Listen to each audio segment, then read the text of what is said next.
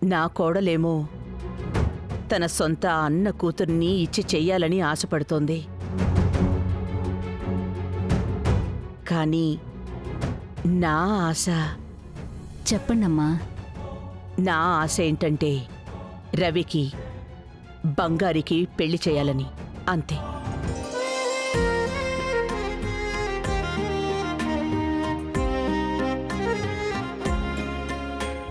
రవికి బంగారికి సరిగ్గా ఉంటుంది. బంగారీనే ఈ కుటుంబానికి సరైన కోడలవుతుంది అని నేను నమ్ముతున్నాను.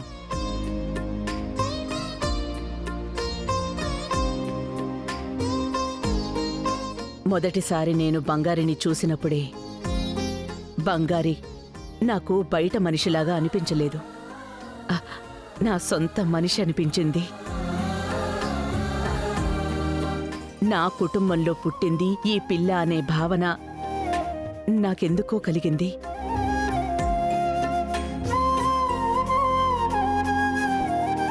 అందువల్లే బంగారి నాకు చాలా దగ్గరవ్వగలిగింది.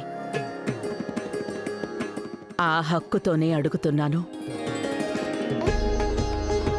బంగారిని మా రవికిచ్చి పెళ్లి చేస్తారా?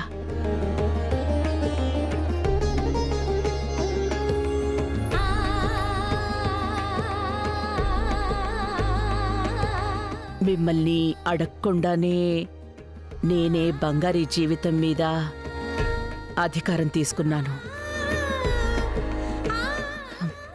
సవాల్ చేశాను. తప్పైపోయింది. నన్ను క్షమించండి. అయ్యో, ఏంటమ్మా, మా అమ్మలాంటి వారు మీరు నన్ను క్షమాపణ అడగటమేంటి? లేదు, అలా మీరు ఆలోచించకండి. ఎవరు తప్పు చేసినా ఎవరినైనా క్షమాపణ అడగచ్చు.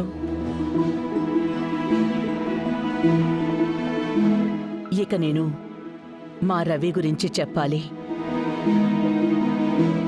రవి మంచివాడే, కానీ కొంచెం ముక్కోపి.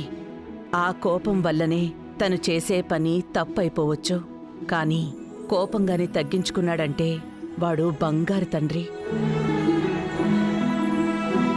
అన్నింటికీ మించి అలాంటి ఒక మంచి అబ్బాయి ఎక్కడా ఉండడు.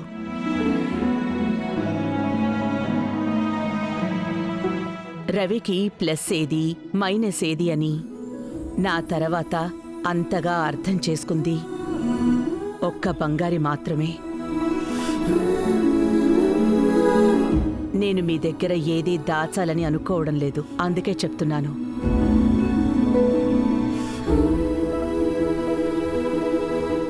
మీరు మీ నిర్ణయం చెప్పారు అంటే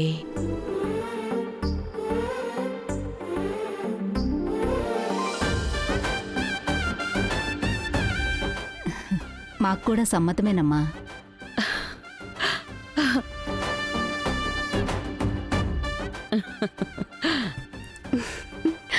హిందూ, రవి మామ మన ఇంటికి అల్లుడవ్వబోతున్నారు.